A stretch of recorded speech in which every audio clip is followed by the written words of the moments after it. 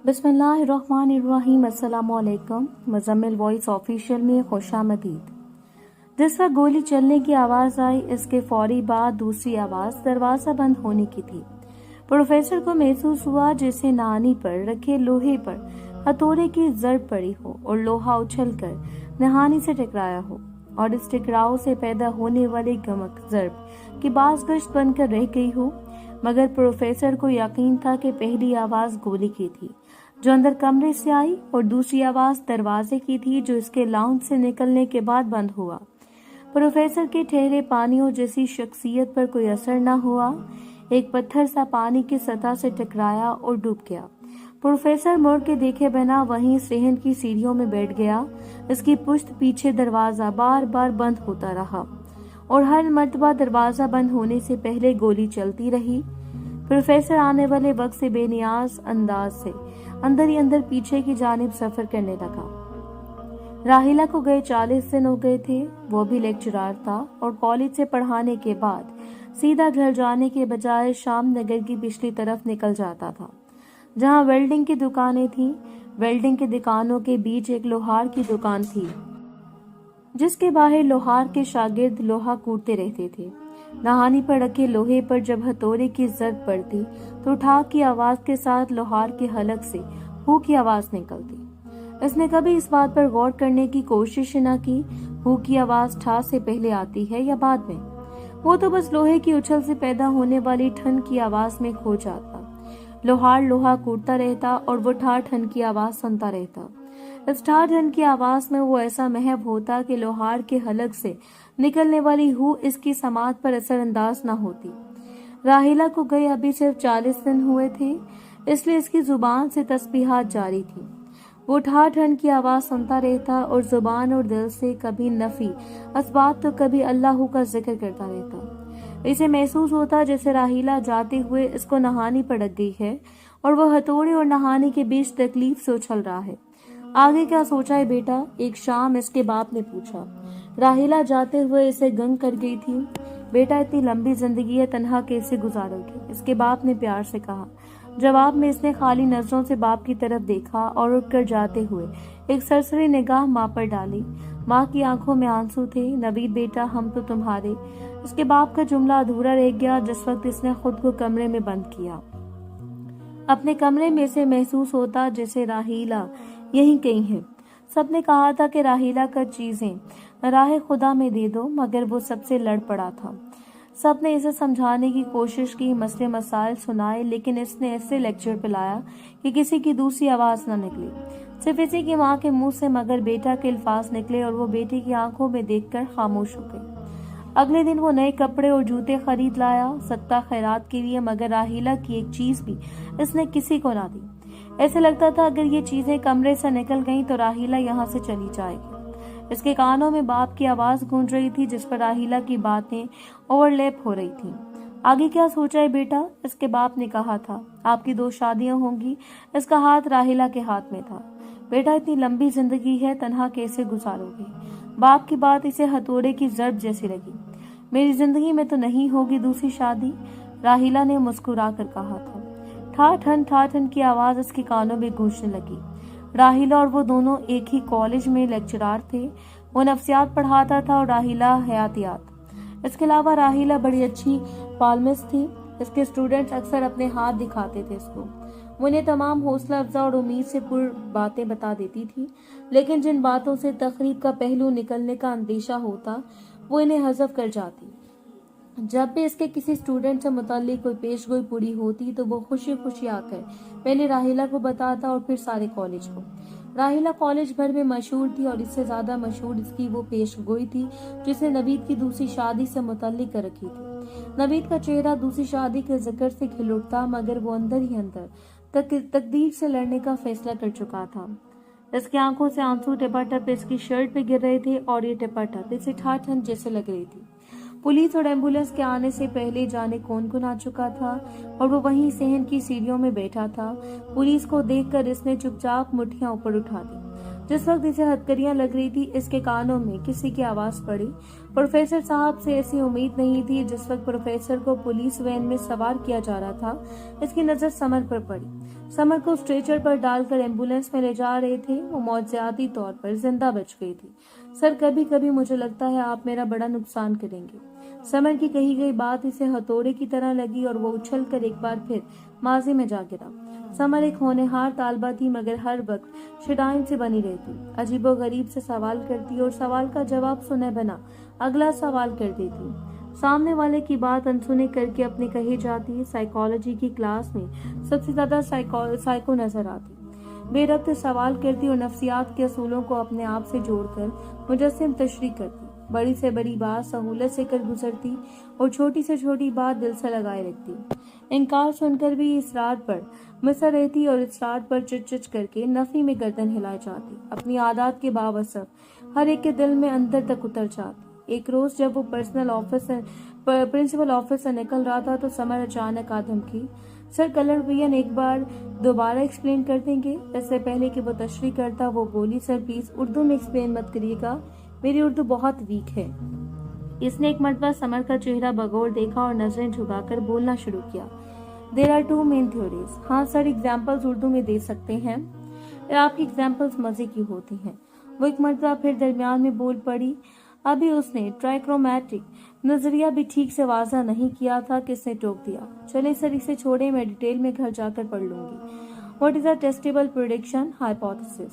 Sir अब आप जा सकते हैं। समर के चेहरे पर शरारती सी मुस्कुराहट थी। वो थोड़े अरसे में ही इसकी आदतों से वाकिफ हो चुका था और इसकी हर हरकत को इसलिए नजरअंदाज कर देता कि वो अच्छी स्टूडेंट थी। वो चलने लगा तो समर भाग कर फिर सामने आ गई।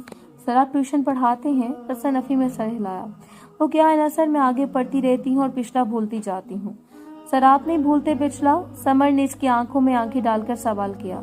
मैं पिछला रिवाइज करता रहता हूँ। इसने समर की आंखों में देखा और चल दिया। अगले रोज वो इसके घर में आ धमकी। प्रोफेसर की मां ने आकर बताया कि इसकी कोई स्टूडेंट मिलने आई है। इसे यकीन था कि समर के अलावा और कोई नहीं हो सकती। इसने मां से कोई सवाल न किया और ड्राइंग रूम में चला गया। वो कानों में हैंड फ्री लगाए मुंह में च्युइंग गम चबाती हुई दोनों पैर हिला रही थी। इसे ड्राइंग रूम में दाखिल होते देखकर समर ने हैंड फ्री उतारी और खड़ी हो गई। प्रोफेसर ने हाथ के इशारे से इसे बैठने को कहा। सर आई एम सॉरी, आपने कहा था आप ट्यूशन नहीं पढ़ाते, मगर मैं ट्यूशन पढ़ने की आदी हूँ शुरू से। प्रोफेसर ने सोफे पर बैठते हुए अपनी स्टूडेंट पर एक भरपूर निगाह डाली, जिसके सामने वाले सोफे पर चौकड़ी मारकर बैठ गई। समर उससे आधी उम्र की थी, मगर उसका एतमाद अपनी उम्र से दोगुना था। प्रोफेसर खिड़की से बाहर लॉन में देखने लगा। सर आप क्लास में तो नजर चुरा कर बात नहीं करते, ये क्लास नहीं है समर। प्रोफेसर ने एक सरसरी निगाह समर पर डाली। सर आप तो कहते हैं once a teacher always a teacher. इससे पहले कि वो कुछ कहता समर बोल पड़ी, सर आप तो हमारे स्पिरिचुअल पापा हैं। प्रोफेसर के चेहरे पर मुस्कुराहट आ गई। शुक्र है सर आपके मुंह पर भी स्माइल आई। मुझे इस लफ्ज पर हंसी आई। प्रोफेसर ने हंसी में बदलती मुस्कुराहट की वजह बताई। सर सोसाइटी ने इस रिश्ते को टैबू क्यों बना दिया है? मतलब टीचर स्टूडेंट की शादी को लोग एक्सेप्ट क्यों नहीं करते? समर की बात प्रोफेसर की हंसी गायब करने के लिए काफी थी। आप शायद ट्यूशन पढ़ने आती थी, किसी लेक्चर की समझ नहीं आई। प्रोफेसर के चेहरे पर संजीदगी थी। अरे नहीं सर, इस मर्तबा तो लगता है कुछ ज्यादा समझ आ गई। इस दिन आप क्लास में कह रहे थे जिस्मानी बीमारियां भी नफ्सियाती बीमारियों के सिम्टम्स हैं। पापा गैस्ट्रिक पेशेंट है, मामा को यूरिक एसिड है, मेरे चाचू हर वक्त डिकारते रहते हैं। मुझे लगता है सब ज़हनी मरीज हैं। आप बोलते नहीं हैं आप भी ज़हनी मरीज हैं। मैं चुप नहीं करती, मैं भी नफ्सियाती मरीजा हूँ। प्रोफेसर इसे चुपचाप देखने लगे। सर आपको क्लिनिकल और काउंसलिंग में से ज्यादा क्या पसंद है? मुझे तो सोशल साइकोलॉजी ज्यादा पसंद है। समर चौकड़ी मारे दोनों घुटनों को तराजू के पल्लों की तरह ऊपर नीचे हरकत देने लगी। मुझे एक्सपेरिमेंटल साइकोलॉजी पसंद है, प्रोफेसर ने जवाब दिया। लगता तो नहीं है? समर ने प्रोफेसर की आंखों में देखना चाहा। प्रोफेसर ने नजरें चुरा ली। सर आप तो साइकोलॉजिस्ट ही नहीं लगते, आप बस टीचर लगते हैं, स्पिरिचुअल पापा। अब की बार प्रोफेसर के चेहरे पर मुस्कुराहट न आई। सर आपको सोशल फोबिया तो नहीं? प्रोफेसर को मालूम था वो जवाब सुने बिना अगला सवाल दाग देगी, लिहाजा वो खामोश रहा। खामोशी का लम्हा कुछ तवील हुआ तो इसे समर ने तोड़ा। सर आप मुझसे शादी करेंगे? एन इस लम्हे प्रोफेसर की माँ ट्रे में चाय के कप और बिस्किट रखे दाखिल हुई। वो जल्दी से उठी और जाते हुए ट्रे में से एक बिस्किट उठाकर थैंक यू आंटी कहकर निकल गई। प्रोफेसर की माँ को समर एक आंख न भाई। बड़ी बदतमीज लड़की थी, न आंख में शर्म हया न उस्ताद का लिहाज, और देखा था लुंडी सी कमीज पहने कैसी चोकरी मारकर सामने बैठी थी। प्रोफेसर ने माँ की बात का कोई जवाब न दिया और चाय लेकर अपने कमरे की तरफ चल दिया। इसलिए कहते थे वक्त पर शादी कर लो, कब तक राहिला का गम सीने से लगाए रखोगे। माँ की आवाज इसके कानों में पड़ रही थी। इसे लगा एक मर्तबा फिर किसी ने इसे नहाने पड़क दिया। राहिला की याद इसे नहाने की मानद लगती। इसे महसूस होता जैसे वो लोहे की तरह सख्त है और हर कोई इसे तोड़ने के लिए इस पर हथौड़े बरसाता है। हर चोट पर वो शिद्दत से तड़पता और तड़प कर नहानी से लिपट जाता अगली चोट खाने के लिए। अगली जर्ब के इंतजार में वो राहिला की याद से लिपटा रहता। इसे एक एक करके वो तमाम लड़कियां याद आईं जिनसे शादी के लिए इसे उकसाया गया था। हर एक ने इसे कायल करने की कोशिश की थी और हर कोई इस लोहे को तोड़ने में नाकाम रहा था। इसका मसला इंस्ट्रूमेंटल था या ब्लास्टिक, इसने कभी खुद पर माहिर नफ्सियात की सी निगाह नहीं डाली थी। वो चाहता तो राहिला के चले जाने को कुदरती आफत समझकर इंस्ट्रूमेंटल साबित करता और पुरसुकून हो जाता। ये इसे रोजमर्रा जिंदगी में बीते वाले एक वाकया तस्वुर करके ब्लास्टिक बना देता। मगर कभी इसने इस जाविये से सोचा नहीं था। इस पर अपनी तमाम अलामात वाज़िह थी। इसे भूख नहीं लगती थी, अगर भूख लगती तो खुराक पर कोई तवज्जो नहीं थी। अगर कुछ खा लेता तो बेलज्जत महसूस होती थी। इसे रातों को नींद न आती, अगर नींद आती तो देर से आती। रात भर बार बार आंख खुलती, सुबह मामूल से बहुत पहले नींद अक्सर गायब हो जाती। समर ने होश में आने के बाद बयान दिया था कि इसने खुदकुशी की कोशिश की थी। प्रोफेसर नवीद का इसमें कोई हाथ नहीं था। समर के बयान ने इसे रिहाई दिला दी थी। रिहाई मिलने के बाद वो सीधा समर से मिलने अस्पताल की तरफ चल दिया। इसने किराए पर गाड़ी ली और ड्राइवर को हदायत दी कि रास्ते में किसी फूलों वाली दुकान पर रुकना। इसकी आंखों में आंसू थे। इसे मालूम था कि ड्राइवर इसे मिरर में से देख रहा है, मगर वो इसकी परवाह किए बगैर समर के मुतालिक सोच रहा था। इसे समर की बातें कानों में सुनाई दे रही थी। सर, कभी कभी मुझे लगता है आप मेरा बड़ा नुकसान करेंगे। फिलहाल तो आप खुद अपना नुकसान कर रही हो। वो कॉलेज की लाइब्रेरी में बैठा था और समर उसके सामने कुर्सी पर आकर बैठ गई थी। नहीं सर, आप नुकसान कर रहे हैं मेरी जिंदगी का, मेरे वक्त का, मेरी मोहब्बत का, इमोशंस का। समर की निगाहें प्रोफेसर को धंसती हुई महसूस हुई। सर, मुझे भूख नहीं लगती, प्यास नहीं लगती, रातों को नींद नहीं आती, पढ़ाई में दिल नहीं लगता। मैं इल्यूजन का शिकार हूँ। हर तरफ आप नजर आते हैं। किताब पढ़ती हूँ तो इसमें भी आप नजर आते हैं। आपके इल्यूजन कार्ड की तरह ब्लैक डॉट्स कहीं नहीं हैं, मगर फिर भी वो सफेद डॉट्स के बीच नजर आते हैं। मैं जानती हूँ आप कहीं नहीं हैं, मगर फिर भी नजर आते हैं। समर इस रोज से बेतकान बोल रही थी। समर, ये मेरे मसले के खिलाफ है, वरना मैं आपको साइकोलॉजी छोड़ने का मशवरा देता। सर, मेरा मसला साइकोलॉजी नहीं, मोहब्बत है। ये मोहब्बत नहीं है बच्चे। समर ने इसकी बात बीच में ही उचक ली। सर, आप बेशक मुझे बच्ची कह लें, मगर आप मेरी मोहब्बत को बच्चा नहीं कह सकते। आप ही कहते हैं ना मोहब्बत नफ्सियाती आर्जा है। मोहब्बत बच्चों की नफ्सियात पर इस तरह असरअंदाज नहीं होती। लगता है मुझे आपके साथ सेशंस रखने पड़ेंगे। इसने माहौल को हल्का करने की कोशिश की। रख लें सर सेशंस। ये मोहब्बत ना तो कम होगी और ना खत्म होगी, इसमें मजीद इजाफा हो जाएगा। ये मोहब्बत आज से नहीं है। जिस दिन आपने हमें सेंसेशन एंड परसेप्शन का चैप्टर पढ़ाया था, ये तब से शुरू हो गई। विजन और हियरिंग पर आप पूरी तरह छा गए थे। मेरी केमिकल सेंसेस आपसे मुतल्लिक बिल्कुल क्लियर हैं। मेरी आंखों पर आप पट्टी बांध दें, मैं आपकी स्मेल से आपको पहचान लूंगी। आपकी बॉडी अरोमा मेरी सांसों में रच बस चुकी है। मैं अगर आपके जिस्म पर होंठ रख दूं तो मुझे यकीन है इसका जायका वही होगा जो मैं सोचती हूँ। मुझे सेशंस की नहीं, मैरिटल थेरेपी की जरूरत है, और मुझे यकीन है आपको भी है। या आपने नफ्सियात को किससे लिंक करना शुरू कर दिया? पहली बार प्रोफेसर ने समर की बात काटी। साबित करें सर, मैं गलत लिंक कर रही हूँ। समर के लहजे में चैलेंज था। मैं साबित कर दूंगा। मैं नहीं मानूंगी, समर ने दो टूका। प्रोफेसर इसकी जिद के आगे खामोश रहा। इसे एक बार फिर अपना वजूद नहानी पर पड़े लोहे की तरह महसूस हुआ, जिसमें समर हथौड़े की तरह बरस रही थी। मुझे यकीन है आपसे शादी करके स्किन रिसेप्टर्स के खलाबी पुर हो जाएंगे। सर, मैं जानती हूँ मैं डेजा यूबी का शिकार हूँ। मुझे ऐसा लगता है जैसे सब कुछ पहले बीत चुका है।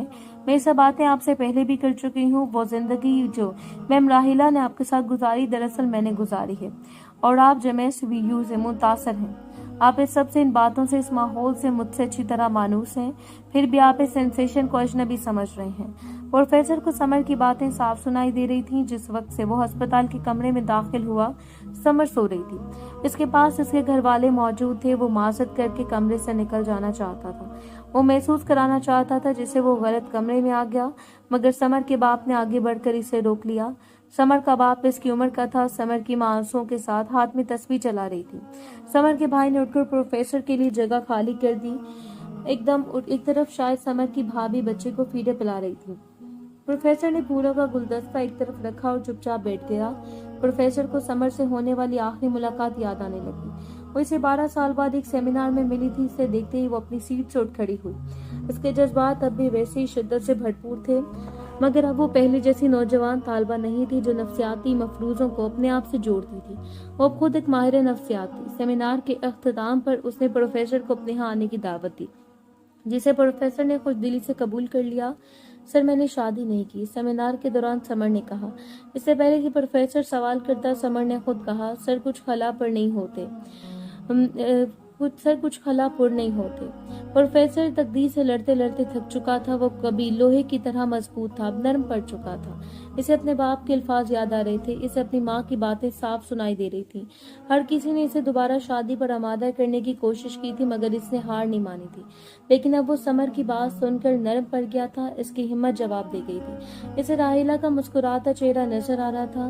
मेरी जिंदगी में तुम नहीं होगी दूसरी शादी, राहिला ने मुस्कुरा कर कहा था। मैंने फैसला कर लिया, मैं अपनी तकदीर से लड़ूंगा। प्रोफेसर के लहजे में अज़म था। क्यों? बस मैं देखना चाहता हूँ तकदीर कैसे असरअंदाज होती है।